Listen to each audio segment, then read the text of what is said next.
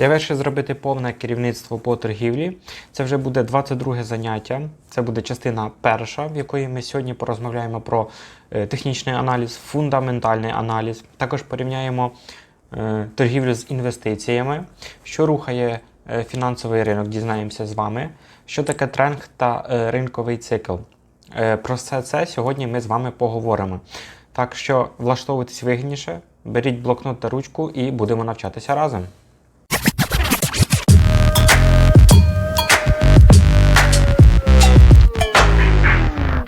Вітаю всіх на каналі True Investor. Став авансом лайк під даним відео, а також підпишись, якщо ви ще цього не зробили раніше, а ми будемо починати. І почнемо наше сьогоднішнє заняття з питання, що таке торгівля. Дивіться, торгівля – це фундаментальна економічна концепція, яка включає покупку і продаж активів. Також це можуть бути товари та послуги, де покупець виплачує компенсацію продавцю. В інших випадках угода може включати обмін товарами і послугами між сторонами торгівлі. В контексті фінансових ринків торгові активи часто називаються фінансовими інструментами. Це можуть бути акції, облігації, валютна пара, наприклад, на Форексі, опціони, фьючерси, маржинальні продукти, криптовалюта та багато іншого. Якщо всі ці нові терміни є для вас, то не хвилюйтеся, ми все з вами розберемо. Термін торгівля зазвичай використовується для позначення короткострокової торгівлі, і коли трейдери активно відкривають і закривають позиції протягом відносно коротких періодів часу. Однак це припущення злегка вводить в оману. Фактично, торгівля може відноситися до широкого спектру різних стратегій, таких як денна торгівля, свінг-трейдинг, трендова торгівля та багато інших. Про це ми вже з вами говорили в раніше попередніх уроках. Хто не пам'ятає, може передивитися. Але не хвилюйтесь, пізніше ми розглянемо кожну з цих деталей більш детально.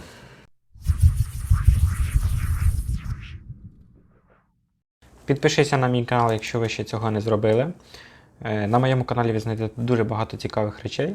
Як ви перейдете в списки відтворення, ви можете побачити такі списки, як технічний аналіз, можете просто-напросто відкрити і з першого уроку навчатися по технічному аналізу. Торгівля, основи, економіка. Також є шортс-відео, в яких ви можете дізнатися якісь аеродропи, роздачі і так далі тому подібне. І також є вкладка «Заробіток без вкладень». Що ж таке інвестування? Дивіться, інвестування – це розподіл ресурсів, наприклад, вашого капіталу з розрахунком на отримання прибутку. Це може включати в себе використання грошей для фінансування і запуску, наприклад, бізнесу або покупки землі з метою її подальшого перепродажу з вищою ціною, або, наприклад, здача в оренду. На фінансових ринках це зазвичай пов'язане з інвестуванням у фінансові інструменти, в надії продати їх пізніше за вищою ціною. Очікування прибутку – це основа концепції інвестиції, також відомо як ROI. Ті, хто вже торгують, наприклад, ті бачать очікування прибутку ROI в ваших, наприклад, фьючерсах. На відміну від торгівлі, при інвестуванні зазвичай використовується більш довгостроковий підхід до накопичення капіталу. Мета інвестора – це накопичити капітал за тривалий період часу, року або навіть десятиліття. Є дуже багато способів зробити це, але інвестори зазвичай використовують фундаментальний фактор, щоб знайти потенційно хороші інвестиційні можливості. Через довгостроковий характер свого підходу інвестори зазвичай не турбуються про короткострокові коливання цін. І таким чином вони зазвичай залишаються відносно пасивними, не турбуючись про короткострокові втрати. А перш ніж почати вам чи інвестувати, чи торгувати, вам потрібно дізнатися, який ви тип людини, які у вас плани, тобто ви короткостроковий чи довгостроковий. Залежить від того, як ви хочете отримати прибуток. Звичайно, ми всі хочемо прибуток вже сьогодні, вже зараз, але скажу вам так, що це так не працює, тому що є дуже важко і дуже потрібно багато чого розуміти для того, щоб отримувати вже і зараз. І, скажімо так, якщо ваші знання є на довгостроковий, наприклад, скажімо так, на довгостроковий період, а ваші бажання на вже і зараз, то виходить так, що ви просто-напросто втратите кошти. Довіртесь мені, я це вже проходив, і тому я розповідаю це вам. Якщо ви вже пройшли багато уроків і розумієте, як торгувати, ви можете почати торгувати і використовувати свої отримання знання на практиці. Для того, щоб торгувати, вам потрібно перейти за посиланням для реєстрації на одну із бірж, яка є доступна в закріпленому коментарі нижче під даним відео або в описі під відео. В чому ж є різниця між торгівлею та інвестуванням? Дивіться, як і трейдери, так і інвестори прагнуть отримувати прибуток на фінансових ринках. Однак їхні методи досягнення цієї мети є абсолютно різні. Як правило, інвестори прагнуть отримати прибуток протягом більш тривалого періоду часу, кілька років або навіть десятиліть, як я вже говорив це раніше. Оскільки інвестори мають більший часовий горизонт, то їхня цільова прибутковість для кожної інвестиції, як правило, також буде більша. А з іншого боку, намагаються скористатися волатильністю ринку, і вони частіше відкривають і закривають позиції та прагнуть до меншої прибутковості з кожною угодою, оскільки вони часто відкривають кілька угод. Що з цього краще?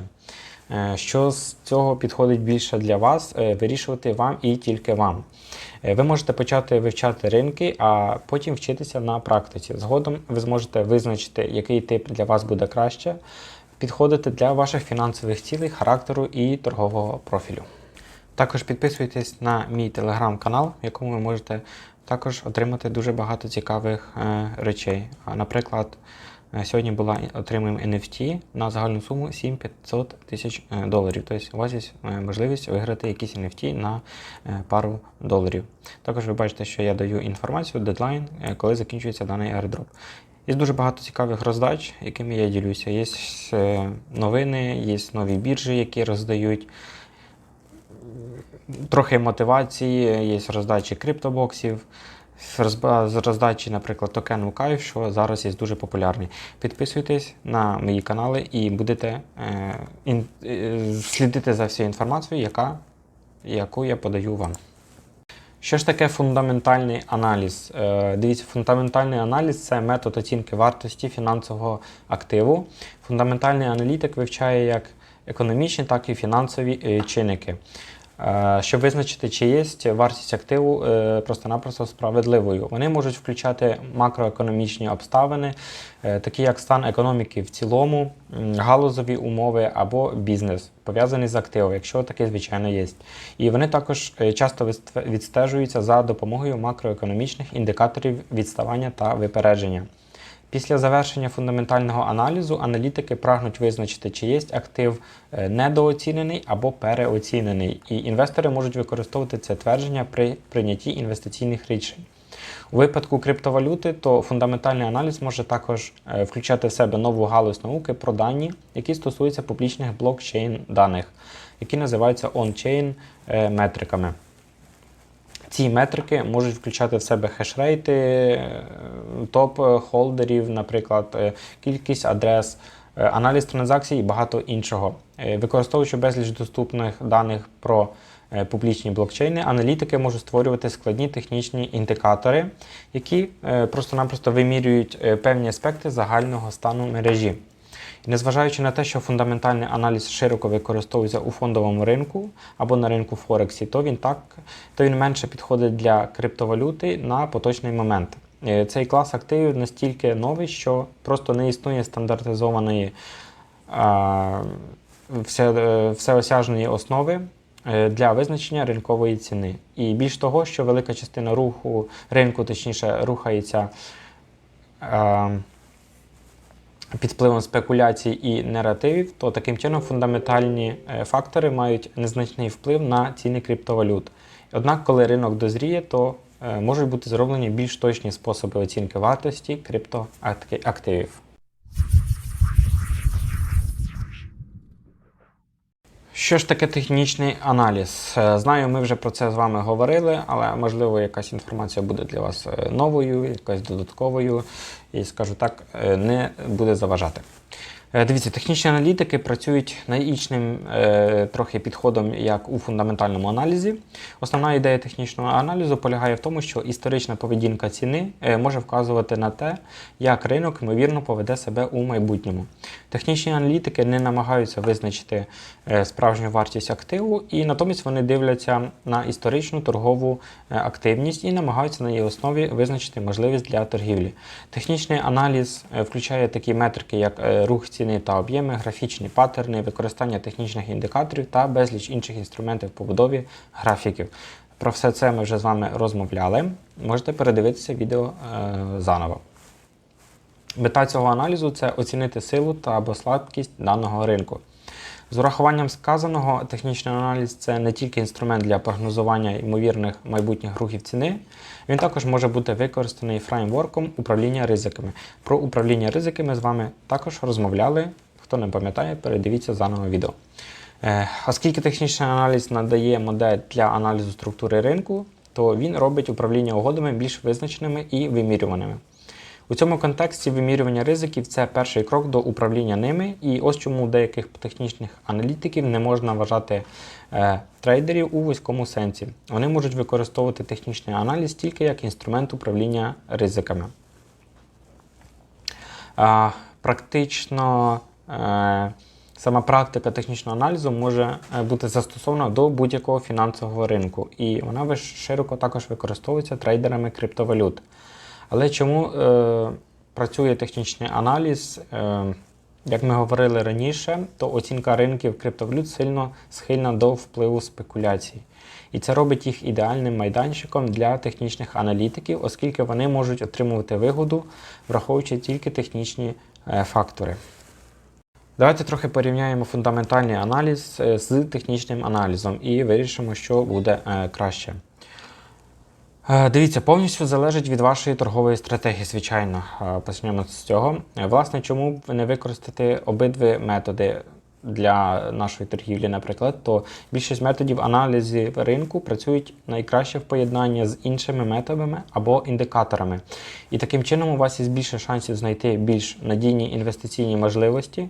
Комбінування різних торгових стратегій також може допомогти усунути упередженість у процесі прийняття рішень. Такий підхід називають іноді злиттям. І трейдери, які практикують злиття, поєднують кілька стратегій і користуючись сильними сторонами кожної із цих стратегій. Ідея полягає в тому, що торгові можливості, які надаються комбінованими стратегіями, можуть бути сильніші, ніж можливості, що надаються тільки однією стратегією. Якщо ви хочете почати торгувати криптовалютою, раджу вам почати з інвестування в біткоін. Робіть як я. Інвестуйте, наприклад, кожного місяця якусь определенну суму, там, не знаю, $10, у вас є там вільних $10, може не бути не кожен місяць, може бути кожного тижня. Як тільки у вас з'явилося, наприклад, якісь там $10, інвестуйте в біткоін. І скажу вам так, що пройде рік, 2, 3, 5, ваша інвестиція вам повернеться, може вернутися, не знаю, в двойному, тройному, в 5-кратному, в 10, 100-кратному розмірі. Що ж рухає фінансові ринки? Дивіться, ціна активу визначається всього лише балансу попиту та пропозиції. Іншими словами, їх визначають покупці та продавці. І там, де пропозиція відповідає попиту, то з'являється ринок. Але що ще може підвищити вартість фінансового активу? Як ми обговорювали з вами раніше, причиною можуть бути також фундаментальні фактори, такі як стан економіки. Також це можуть бути технічні фактори, такі як ринкова капіталізація криптовалюти. Можуть бути інші фактори, які слід також врахувати, наприклад, ринковий сентимент або останні новини. Однак, це все лише чинники, які слід враховувати. І насправді ціну активу наразі визначає баланс попиту та пропозиції. Що таке ринковий тренд? Ринковий тренд – це загальний напрямок, в якому рухається ціна активу. В технічному аналізі ринкові тренди визначають за допомогою руху ціни, ліній тренду або ключових ковзних середніх. Про лінії тренду та ковзні середні ми вже з вами розмовляли раніше. Це перші заняття по технічному аналізу. Якщо хтось не пам'ятає або не дивився відео, пропоную вам передивитися. Також є два головних ринкових тренди – це бичачий і ведмежий. Бичачий тренд йде вверх, ведмежий йде вниз. Тобто при бичачому ми лонгуємо, при ведмежому ми шортимо. Бичачий ринок означає стійкий висхідний тренд, як я вже сказав, при якому ціна постійно зростає. Ведмежий ринок означає стійкий спадний тренд, при якому ціна постійно знижується. Крім того, також виділяють консолідуючі або бічні ринки, на яких немає чітко спрямованого тренду. Тобто, коли ринок заходить в консолідацію або йде в боковик, як це говорить в народі, то просто-напросто графік або ринок, або графік не йде і не вверх, і не вниз, просто йде вправо. Варто також відзначити, що ринковий тренд не означає, що ціна завжди рухається у напрямку тренду. І на затяжному бичачому ринку є менші ведмежі тренди і навпаки. Така природа ринкових трендів. Це питання перспективи, тому що все залежить від часових рамок, які ви розглядаєте. Ринкові тренди на великих часових інтервалах завжди будуть мати більше значення, ніж на менших. Особливістю ринкових трендів є те, що абсолютною впевненістю їх можна визначити тільки заднім числом. Можливо, ви чули про концепцію упередженості ретроспективного погляду. Це коли люди схильні переконувати себе в тому, що вони точно передбачили подію до того, як вона сталася. Як ви розумієте, упередженість в ретроспективі може мати значний вплив на визначення ринкових трендів і прийняття торгових рішень. По собі скажу, що бувають такі навіть сни, коли ти часто торгуєш, то бувають такі сни, що потрібно зайти в якусь угоду. Навіть сон показує тобі якусь точку входу, точку виходу, там, де потрібно ставити take-профіти, стоп-лоси і так далі. Це приходить все з досвідом. Я думаю, що не кожен це бачить, але, наприклад, я думаю, це можна порівняти колись з рибалкою. Тобто, коли їздив на рибалку, і було таке, що після рибалки, перші якісь декілька днів, тобі сниться поплавок, що риба клює. Так само і тут. В принципі, ісход є однаковий, тому що там клює риба, а тут ти заробляєш гроші. Ви можете, звичайно, слідувати вашому сну, вашій інтуїції і просто-напросто протестувати, чи це дійсно працює. Якщо ні, тоді навчаємося технічному аналізу та фундаментальному аналізу і вчимося торгувати разом. Що ж таке ринковий цикл? Можливо, ви вже чули вислів «ринок рухається циклічно». Цикл – це модель або тренд, що виникає у різні періоди. Зазвичай ринкові цикли на більш високих часових інтервалах більш надійні, ніж на більш низьких. Але навіть на годинному графіку ви можете знайти невеликі ринкові цикли, які в перегляді даних за десятиліття. Ринки за своєю природою є циклічні, і цикли можуть призвести до того, що одні класи активів будуть перевищувати інші.